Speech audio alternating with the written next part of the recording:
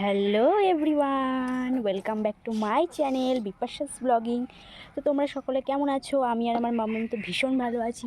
তো চলে এসেছি নতুন আরও একটি ব্লগ ভিডিও নিয়ে তোমাদের সাথে। তো আজকের দিনটি হচ্ছে সোমবার, একদম সপ্তাহের শুরুর দিন। আর আমি আর আমার মাম্মাম একটু ঘুমিয়েছিলাম, তো ভাবলাম এখন থেকে ব্লগটা শুরু করি। এখন যেহেতু আমি আর মাম্মাম উঠে গেছি, এখন 4:49 বাজে। তো ঘুম থেকে উঠেছি, মানে আমিও উঠেছি, ও উঠে গেছে। ঘুম থেকে উঠে ঘর ঝাড় দিলাম। হ্যাঁ, ঘর ঝাড় দিয়ে ওর জামা কাপড় ছিল সেগুলো তুলেছি।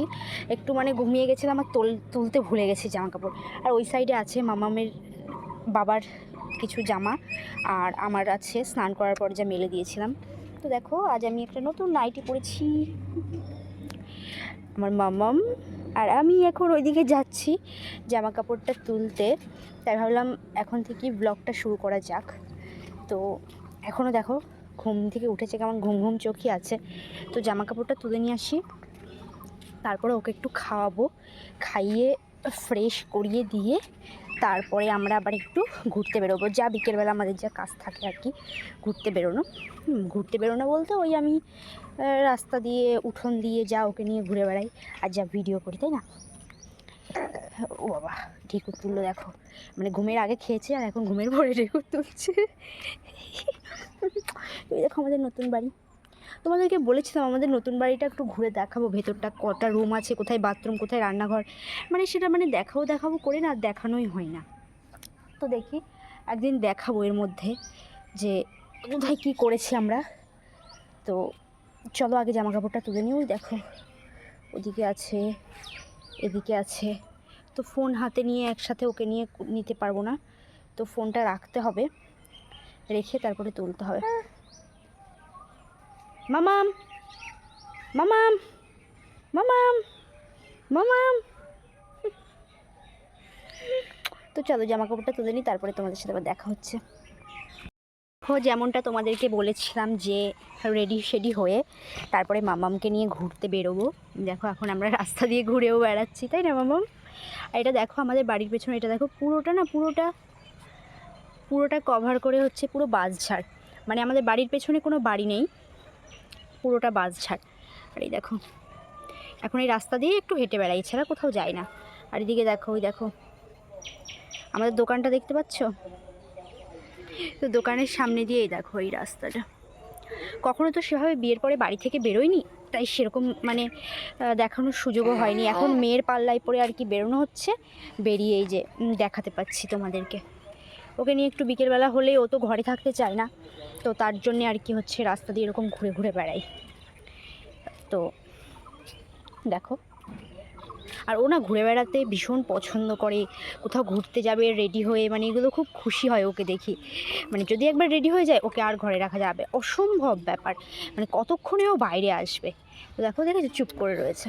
ওকে আমি যতক্ষণ বাইরে নিয়ে ঘুরে বেড়াবো ও ততক্ষণই চুপচাপই থাকবে এরকম কোলের মধ্যে, কোনো বাইনা না, কোনো কান্না না। দেখো তো আজকে কী শেয়ার করতে পারি দেখি। এখন তো তোমাদের বিকেল প্রায় 5টার বেশি বেজেই গেল, কাজকর্ম তো প্রায় হয়ে গেছে। পরে সন্ধ্যার পরের থেকে কী করি সেগুলোই তোমাদের সাথে শেয়ার করব। তো এখন আর আমি আর আমার মাম্মাম একটু দুজনে মিলে সময় কাটাবো। তো চলো আবার দেখা হচ্ছে তোমাদের সাথে পরে। তো তোমরা তো দেখলে আমি আর আমার মেয়ে রাস্তা দিয়ে উঠোন দিয়ে সব ঘোরাঘুরি করছিলাম, করতে করতে ওর দাদু চলে এসেছে।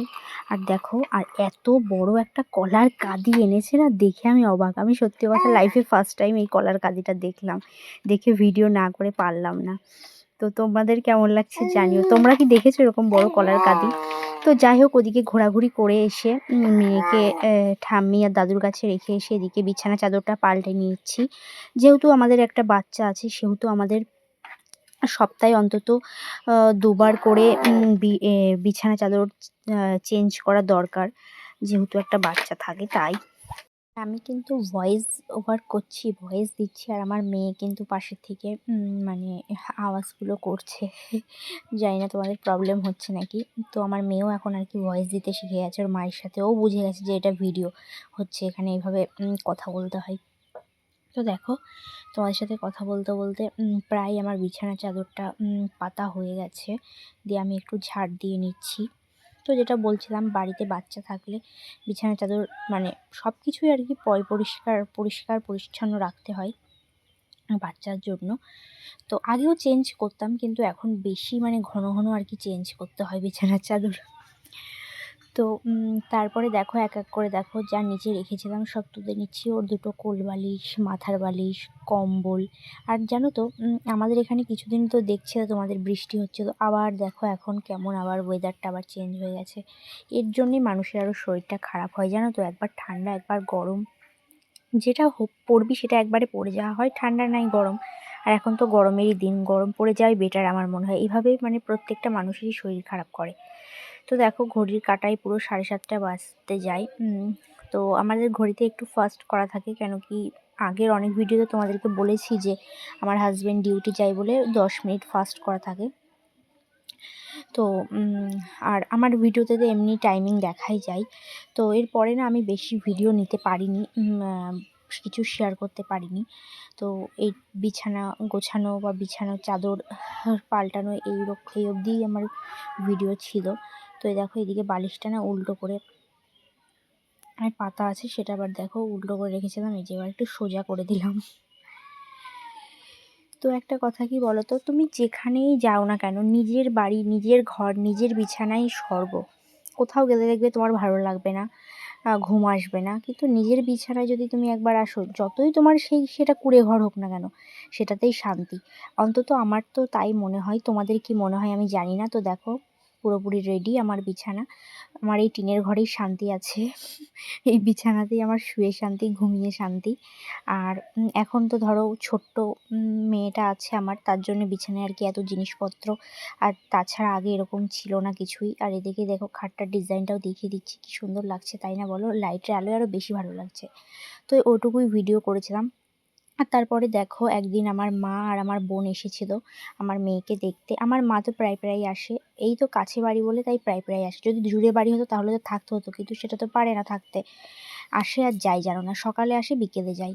আর এটা তো একদম বিকেলেই এসেছিল, আবার বিকেলে সন্ধ্যার দিকে চলে গেছে। আর আমার মানে বোনও এসেছিল ওকে দেখতে, অনেক দিন ধরে দেখবে দেখবে করছিল, তো ও দেখতে এসেছে।